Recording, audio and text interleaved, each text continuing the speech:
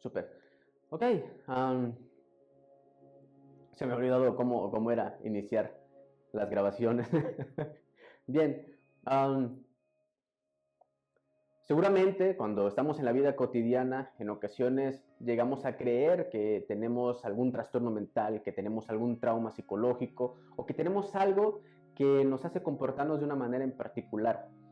O ya, en dado caso de que no se trate de nosotros mismos, asumimos que las otras personas a lo mejor tienen algo y regularmente terminamos haciendo expresiones como que tienen bipolaridad, tienen depresión, que tienen ansiedad, que tienen algo. Pero cuando hacemos referencia a ese tipo de términos o ese tipo de conceptos, hacemos referencia a psicopatologías o hacemos referencia a trastornos mentales. Y es justamente algo que vamos a ver en el día de hoy, que son los trastornos mentales. Soy Sergio Navarro, psicólogo clínico por la Universidad Veracruzana. Tengo un doctorado en investigaciones cerebrales por la Universidad Veracruzana y actualmente me desempeño como psicólogo clínico en mi propio establecimiento, en mi propio centro de atención psicológica llamada Psicólogos Clínicos. Así que el día de hoy vamos a centrarnos específicamente en esto, en trastornos mentales o en psicopatologías, ya que en el área donde nos hemos desarrollado los últimos años, básicamente es nuestro pan de cada día. Es algo en el cual los psicólogos clínicos estamos completamente preparados para entender cuáles son las circunstancias en las cuales se está desarrollando adecuadamente nuestro paciente y eventualmente tomar decisiones sobre el plan de tratamiento, la forma de intervención y cuáles son las mejores herramientas psicoterapéuticas para que nuestro paciente, estando en todas estas circunstancias, puedan mejorar su calidad de vida. Así que en primera instancia hay algo que hay que tener en cuenta, que es la personalidad. Para arrancar en ese ámbito hay que entender que la personalidad es aquel conjunto de características de un individuo. Es decir, que las características que puedes tener tú no necesariamente son las mismas que tengo yo. Y todas estas características individuales están influenciadas por el aspecto sociocultural, por un aspecto económico, el lugar, la región donde nosotros vivimos, por aspectos biológicos, por efectos alimenticios, por eventos que hemos experimentado en el transcurso de nuestras vidas. Es decir, que todas estas combinaciones que parecieran que son de manera aleatoria, porque no necesariamente todas las experiencias y todo el conjunto de aspectos que yo estoy viviendo es exactamente igual que el otro individuo. Y son estas características individuales lo que forma lo que nosotros denominamos como personalidad, la personalidad del individuo. Pero regularmente cuando nosotros vemos a una persona que cuenta con cierta forma de ser, con cierta forma de expresarse, de interactuar con otras personas, de comunicarse, hacemos aseveraciones como si esta persona tuviera, voy a empezar a decir varios aspectos que he escuchado, como es una persona bipolar, es una persona que tiene depresión, es una persona depresiva, déjalo, así es, es una persona que siempre está enojada, que está agresiva, déjalo, se le va a pasar, así es él, así es ella. Pero ¿qué tan cierto puede ser que todas estas manifestaciones, todas estas conductas estén relacionadas con su personalidad y no estén relacionados con un aspecto psicológico? Y bueno, nosotros, como ciencia, que es la psicología, nos hemos planteado varias preguntas en los últimos 100 años. Y entre ellos se han desarrollado varias teorías de la personalidad. No solamente existe una teoría de la personalidad, sino que existen varias teorías de la personalidad. Hoy no vamos a platicar exactamente de estas teorías de la personalidad, pero resumiré brevemente de qué se tratan estas teorías de la personalidad. Básicamente son psicólogos, psiquiatras, autores que en el transcurso del tiempo han formulado ciertos postulados acerca de por qué una persona se comporta de una manera en particular. Y mucho de esto termina reduciéndose a el aprendizaje. El aprendizaje y las teorías de la personalidad van de la mano, es decir, cómo un individuo aprende a relacionarse con otros individuos en el contexto donde se está desarrollando. Por decir algo, ¿cómo es que un niño aprende a comunicarse, a desarrollarse cuando se encuentra en su casa? Cuando se encuentra en la escuela, cuando se encuentra haciendo algún tipo de deporte y cómo esto va variando en el transcurso del tiempo. ¿Qué quiere decir? Que un niño, un infante, cuando es niño, tiene ciertos rasgos, tiene ciertas características que están influenciadas por lo que come, por el nivel socioeconómico, por el nivel sociocultural, por otros aspectos típicos de una personalidad, ¿sí? Fenómenos que influyen para el desarrollo de una personalidad. Pero en el paso del tiempo, estos rasgos y estas características se ven modificadas por el aprendizaje. ¿Qué quiere decir esto? Que este niño, cuando se vuelve adolescente y cuando se vuelve adulto, etcétera, etcétera, va relacionándose con otros factores. No es lo mismo comunicarse en un nivel preescolar a comunicarse en un nivel de primaria, secundaria o preparatoria y tener más conocimiento acerca de algo que va moldeando nuestra estructura del pensamiento. Y esto eventualmente va formando un aprendizaje diferente, una personalidad diferente en nuestra crítica acerca de ese conocimiento. Estos postulados que se han desarrollado en el transcurso del tiempo podemos resumirlo en tres, que son principalmente el psicoanálisis, que es algo que habitualmente nosotros los psicólogos escuchamos: no me vayas a psicoanalizar, ¿ok? Deja de psicoanalizarme. Eso lo dejaremos para otro video que tenga que ver con un aspecto psicoanalítico, pero es una postura, de un enfoque de la psicología, una corriente de psicología, mejor dicho, que trata de explicar la personalidad del individuo a través de ciertos rasgos. El psicoanálisis es el primero. El segundo, más fuerte, una corriente psicológica fuerte, es el conductismo, el cual a través de ciertos experimentos en modelos animales no humanos, como ratitas de laboratorio, las Wistar, o como estos otros animales, como pueden ser primates no humanos, como chimpancés, orangutanes, etc., tratan de explicar brevemente cómo es que hemos obtenido un aprendizaje a través de algo denominado como reforzadores positivos, reforzadores negativos, castigos, extinción, etc. Eso lo dejaremos para más adelante.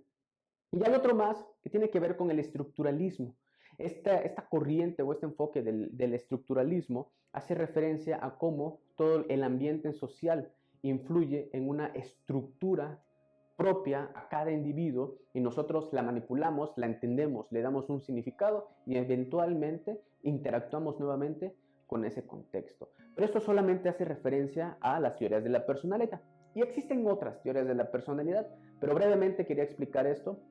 Quizás en otro video nos centraremos exclusivamente acerca de las teorías de la personalidad, irlas deshebrando una por una y comprender mejor cuáles son estos postulados. Pero el día de hoy nos enfocaremos principalmente en las psicopatologías o los trastornos mentales. Y es que para esto ya entendimos brevemente de qué se trata la personalidad, pero haciendo un salto hacia las psicopatologías, tendríamos que entender que la psicopatología en sí es el estudio de aquellas alteraciones mentales o aquellas alteraciones psicológicas que están involucradas a nivel cognitivo, es decir, cómo piensas, la forma en que almacenas memoria a nivel cognitivo, está a nivel emocional, es decir, cómo nos sentimos emocionalmente, que involucran emociones y sentimientos, así como nuestra conducta, es decir, cómo nos comportamos en la sociedad o con nosotros mismos, en familia, etc. Es decir, que la psicopatología es el estudio de las alteraciones mentales a través de estas tres áreas y cómo afecta la calidad de vida del individuo. Y es aquí donde hacemos énfasis a uno en particular, que son los trastornos mentales. Y los trastornos mentales se podría conceptualizar como aquella serie de síntomas que alteran la calidad de vida del individuo a través de estas áreas cognitivas, emocionales y conductuales, que además desencadena una serie de sintomatologías que pueden afectar y mermar con el paso del tiempo la calidad de vida del individuo. Y no solo eso, sino que también puede involucrar otros signos que eventualmente en psicología no logramos prestarle suficiente atención. Entonces, podría decirse que un trastorno mental es aquella manifestación sintomatológica que repercute en la calidad de vida del individuo en estas tres áreas. Pero en ocasiones no es suficiente en la psicología clínica tener en cuenta únicamente los trastornos mentales, sino también los síndromes y los traumas. Vamos a dejar de lado los síndromes y quedaremos exclusivamente con los traumas, porque al parecer es algo que habitualmente escuchamos en la vida cotidiana. Es como en expresiones como, esa persona está traumada, o déjame con mis traumas. ¿Y a qué hacemos referencia exactamente nosotros como profesionales de la salud mental referente a los traumas? Y hacemos referencia a una expresión sintomatológica que merma la calidad de vida a través de una experiencia traumática, una experiencia lo suficientemente estresante que rompe el comportamiento, los pensamientos y las emociones estables de una persona, los fractura, por decir de alguna manera, el individuo trata de lidiar con ellos, no puede resolver el conflicto y es entonces cuando podríamos decir que esta persona se encuentra traumada o que tiene un trauma. En ocasiones, y esto hay algo que hay que tener en cuenta, en ocasiones una experiencia traumática nos puede llevar a llevar un trauma, sí, una experiencia traumática nos puede llevar a un trauma. Pero el mismo trauma, al no recibir tratamiento psiquiátrico o psicoterapéutico, se desarrolla un trastorno mental. Por decir algo, imaginemos que nosotros vamos conduciendo en la carretera, vamos en un vehículo, ya sea de piloto o copiloto, y de repente sucede un accidente en el cual nosotros no sabemos cómo desempeñarnos adecuadamente. Es decir, nos sostenemos de la puerta, gritamos, lloramos. ¿Qué hacemos en ese momento? Ni idea. No sabría decírtelo, nunca he estado en esas circunstancias. No obstante, ese sería probablemente un evento traumático, dependiendo de cómo se desarrolle una serie de características clínicas en el individuo. Es decir, que después esta persona, como si nada, puede estar en su vida, ¿no?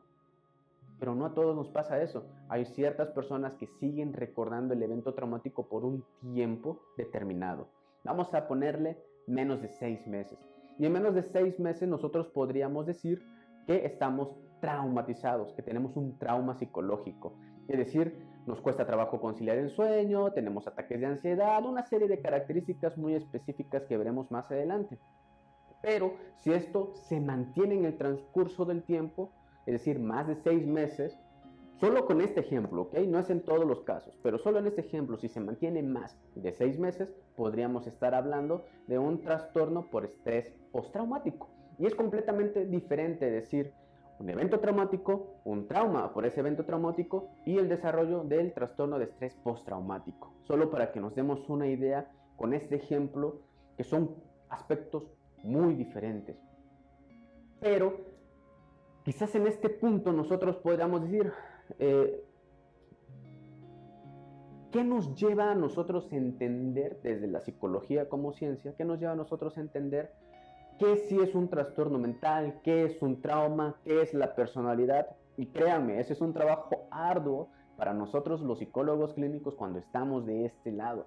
Porque los pacientes no vienen exactamente a decirte, oiga doctor, oiga psicólogo, yo tengo esto. No te lo dicen tal cual, sino que van contándonos toda la situación o todo el motivo de consulta que ellos tienen y nos van narrando cómo se sienten emocionalmente, qué aspectos pensaban durante esas situaciones, cómo ha mermado su vida en el transcurso de estos últimos días o los últimos meses.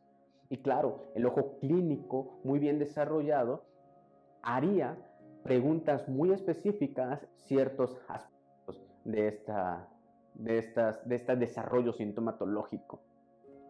Pero hay algo en cuales nosotros nos basamos mucho para poder entender a las psicopatologías o los trastornos mentales, que es la normalidad. Y no hablo de la normalidad que nosotros habitualmente hablamos en la calle, ¿no? Como decir, tú no eres normal, actúas de manera anormal, qué sé yo, expresiones que a veces podemos escuchar con amigos, con colegas, con conocidos, con familiares que no saben exactamente del área. Pero hay dos tipos de normalidad que me gustaría resaltar el día de hoy y tenemos la normalidad estadística. En primera parte, la normalidad estadística pues se basa en la estadística y nos habla acerca de cómo se distribuye ciertas características en un grupo de personas, en un grupo de individuos. ¿Qué quiere decir? Que si hay, supongamos, de 100 personas, supongamos que existen 9 personas, de 100 personas, perdón, de 100 personas, supongamos que 90 se comportan de una manera en particular.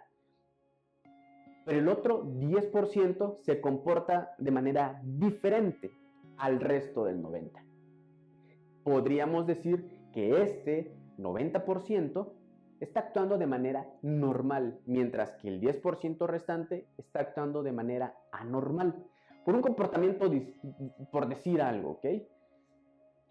Esto es la normalidad estadística. ¿Qué quiere decir? Que estadísticamente el 90% de este grupo de personas actúa normal, mientras que el 10% restante actúa anormal. Es mera estadística.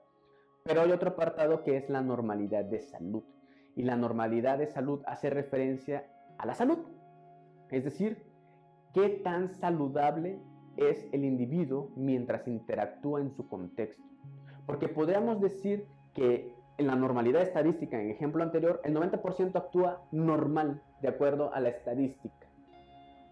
Pero quizás ese 90%, aunque estadísticamente sea normal, quizás su comportamiento no sea saludable o íntegro para su propia calidad de vida. En ese caso, ese 90%, aunque sea normal estadísticamente hablando, no es normal en términos de salud. Así que ya tenemos esta diferencia, normalidad estadística y normalidad de salud. Y quizás en este punto ustedes se digan, bueno, ¿y esto qué tiene que ver entonces con las psicopatologías? A nosotros nos ayuda a entender muchísimo en cómo diferenciar entre una persona que podría o no tener un trastorno mental. Y es que para nosotros es importantísimo tener en cuenta esto, porque no es lo mismo darle terapia psicológica a una persona que está pasando por una crisis, que no es un trastorno mental, a tener que darle terapia psicológica a una persona que tiene un trastorno mental. Y hay diversos trastornos mentales. Nosotros nos basamos en dos manuales. El primero es el Manual Diagnóstico y Estadístico de los Trastornos Mentales, o DSM, por sus siglas en inglés, y ya estamos en la 5ª edición. En ese caso sería DSM-5. El DSM-5, como su nombre lo dice, es un manual que nosotros en psicología clínica y en psiquiatría utilizamos para reconocer las características clínicas de todos los trastornos mentales. Es decir, que en este manual, en el DSM-5, vamos a encontrar todos los trastornos mentales habidos y por haber hasta el momento. Mientras que también hay otra clasificación, el CIE, que es la Clasificación Internacional de Enfermedades. En este otro existen varias enfermedades. De hecho, los médicos utilizan más el ámbito del CIE. Existen varias enfermedades descritas ahí y hay un apartado específico para trastornos mentales y ya se encuentra en la 11ª edición. Quiere decir que sería el CIE 11 por sus siglas. Así que contamos por una parte con el DSM-5 y por otra con el CIE 11. Y es aquí nosotros en psicoterapia o en psicología clínica nos basamos más en las características del DSM-5. Y en ella podemos encontrar diversos trastornos mentales. Pero déjenme decirles algo. Cuando nosotros decimos que tenemos ansiedad, pues sí, todos tenemos ansiedad, se llama ansiedad basal, todos estamos en un estado normal, por así decirlo, o estado basal de ansiedad, que nos ayuda a responder a ciertas circunstancias bajo ciertas situaciones, bajo ciertos esquemas que hemos preparado en el transcurso del tiempo. Pero también existen los trastornos de ansiedad y no solamente existe un trastorno de ansiedad, existen varios trastornos de ansiedad. Entre ellos podemos hablar sobre el trastorno de ansiedad generalizada, trastorno de pánico, trastorno de ansiedad social, fobias específicas, trastorno de ansiedad por separación. Y cada uno de estos trastornos de ansiedad cuentan con sus propias características clínicas en particular. ¿Qué quiere decir esto? Que la ansiedad generalizada tiene sus propias características clínicas y la ansiedad social tiene sus propias características clínicas. Es eso que a nosotros nos ayuda a entender si se trata de ansiedad generalizada o de ansiedad social. Que puede existir una comorbilidad, pero eso lo dejaremos para otro video. Y así también pasa con la depresión. No es que yo tenga depresión, podría estar triste, podría estar cabizbajo por una situación en particular, por un estado de ánimo influenciado por las hormonas, qué sé yo. Pero no necesariamente es un trastorno depresivo. Y al igual que la ansiedad, existen varios trastornos depresivos. Entre ellos, los más comunes es el trastorno depresivo mayor y el trastorno depresivo persistente, las cuales por separado también tienen sus propias características clínicas que nos ayudan a diferenciar entre uno y otro y así también contribuir al plan de tratamiento y a la intervención de nuestros pacientes. Bien, quizás en este momento nosotros podríamos preguntarnos, ¿cuáles son los trastornos más comunes a nivel internacional? Bueno, quizás esa pregunta me la haría yo mismo, ¿no? Pero fíjense que los trastornos de ansiedad, no uno, sino los trastornos de ansiedad, son el grupo de trastornos más comunes, afectando a 4.4% de la población mundial. 4.4% de la población mundial tiene algún tipo de trastorno de ansiedad. Y de ahí le sigue otro segundo grupo, que son los trastornos depresivos. Los trastornos depresivos son el segundo grupo de trastornos más común a nivel internacional, con un 4% de población afectada. Es decir, que si nosotros salimos a la calle en este momento, es muy probable, bueno, hay una probabilidad del 4% de que alguno de estas personas que vemos en la calle tenga algún tipo de trastorno depresivo. O hay una probabilidad de 4.4% de que algún individuo tenga trastorno de ansiedad, algún trastorno de ansiedad. Pero así, si tuviera que mencionarlo rápidamente, para no quedarnos con la duda, el trastorno más común a nivel internacional son las fobias específicas, seguido del trastorno de ansiedad generalizada, seguido del trastorno de ansiedad social como el número 3. Posteriormente, en el número 4, tenemos al trastorno obsesivo compulsivo, seguido del número 5, que son el trastorno de estrés postraumático, y solo hasta el número 6, el trastorno mental más común, que es el número 6, es el trastorno depresivo mayor. Estos son los 6 trastornos mentales más comunes a nivel internacional. Recuerden que hace rato hablamos de grupos, ahorita ya lo hablamos de manera por separado. Y quizás en este momento algunas personas que tengan más conocimiento acerca de psicopatologías digan, oigan, pero es que el trastorno obsesivo compulsivo no es un trastorno de ansiedad y el trastorno de estrés postraumático tampoco, es cierto. Pero eso lo dejaremos para otro video donde podamos entender esta serie de clasificaciones que se han extrapolado y que se han expuesto en el transcurso del tiempo, porque no siempre se han mencionado con estos nombres a los trastornos mentales, sino que esto ha evolucionado en el transcurso del tiempo.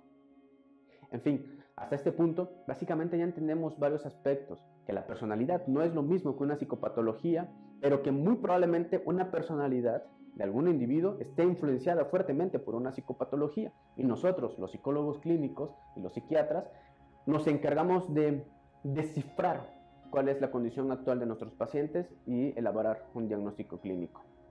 Por otra parte, hay que entender un punto muy fuerte, que es el desarrollo y mantenimiento de este trastorno mental. ¿Qué quiere decir esto? Que todos los individuos estamos expuestos a diferentes experiencias, a diferentes condiciones de vida, a diferentes contextos sociales. Y esto, de manera aleatoria, influye de una manera para desarrollar un trastorno mental. A lo que quiero llegar es que existen varias condiciones o varios aspectos que influyen en el desarrollo y mantenimiento de un trastorno mental. Y para ello tenemos las experiencias propias de cada individuo, el ambiente social y cultural de cada individuo, así como la biología de cada individuo. Son esos 3 y podemos encontrar otros más. Es decir, que yo puedo tener experiencias que no considere propiamente traumáticas, pero la persona que se encuentra a mi lado pudo haber vivido experiencias similares y esa persona sí considerarlo una experiencia traumática. Eso podría ser suficiente para que pueda desarrollar un trastorno mental, a pesar de que hayamos vivido experiencias similares. Y a eso nos lleva también el aspecto social y cultural. ¿Qué quiere decir esto? Que la forma en que a mí me educaron, la región donde yo crecí, la forma en que a mí me educaron, es diferente al otro individuo. Y esto de muchas formas influye en cómo percibimos los escenarios o los eventos traumáticos y eventualmente nos llevaría a desarrollar un trastorno mental. Pero también contamos con el aspecto biológico. ¿Qué quiere decir esto? Que tenemos comprometidas ciertos aspectos orgánicos, como puede ser algunas enfermedades que nos predispongan a desarrollar algún tipo de trastorno mental, como puede ser la base genética, es decir, qué tantos familiares hemos tenido que tengan algún trastorno mental, y esto a través de generaciones podríamos llegar a heredarlo. Hay trastornos mentales cuya evidencia existe que hay un alto grado de herencia, como puede ser la esquizofrenia, trastornos depresivos y algunos trastornos de ansiedad, entre otros más. Pero también tiene que ver con la alimentación y cómo la alimentación influye incluso en el desarrollo de ciertas enfermedades o condiciones médicas que eventualmente pueden impactar en un aspecto neurobiológico, que eventualmente desarrollará y mantendrá un trastorno mental. Así que la alimentación también es importante tenerlo en cuenta. Quizás más adelante podríamos hablar de un ambiente muy particular que habla acerca de la microbiota y cómo este segundo cerebro en el intestino influye en el mantenimiento y en el desarrollo de ciertos trastornos mentales, pero lo podremos ver más adelante. Ahora bien, mi formación como psicólogo clínico está inclinada más hacia el aspecto neurobiológico. Por ello estudié un doctorado en investigaciones cerebrales y no está más inclinada hacia un aspecto social. No estudié algo que tenga que ver con un ámbito social. No obstante, hay que saber al respecto para saber diferenciar de un trastorno y otro. Es decir, que como mi formación está más decantada hacia la neurobiología, regularmente tiendo a hablar más acerca de la neurobiología. Y es que hay que entender un aspecto muy importante. Todos los trastornos mentales tienen un impacto a nivel neurobiológico, principalmente neuroanatómico. Es decir, que existen muchos estudios de resonancia magnética funcional y de resonancia magnética estructural, entre otros estudios, que apoyan la idea de que los trastornos mentales tienen un efecto a nivel estructural. ¿Qué quiere decir? Que hay zonas específicas del cerebro que se ven afectadas en el trayecto y en el transcurso de un trastorno mental. Pero no son las mismas áreas cerebrales las que se ven afectadas en todos los trastornos mentales. Es decir, una persona que tiene trastorno de déficit de atención con hiperactividad o TDAH por sus siglas, tiende a tener mayor afección en el área de la toma de decisiones, que sería la corteza prefrontal y algunas de sus divisiones. Mientras que si estamos hablando de una persona que tiene trastorno de estrés postraumático, el nivel de afección ocurre en otra zona del cerebro llamada hipocampo, que está relacionada con el mantenimiento de la información y el almacenamiento de la información, es decir, de la memoria. Es así como nosotros, basándonos y apoyándonos en las neurociencias, podemos también determinar si una persona cuenta o no con un trastorno mental. Y esto hace que el psicólogo clínico tenga más herramientas para entender la situación actual de su paciente, diseñar un plan más específico y eventualmente apoyar en la calidad de vida y en la resolución de conflictos de cada uno de sus pacientes.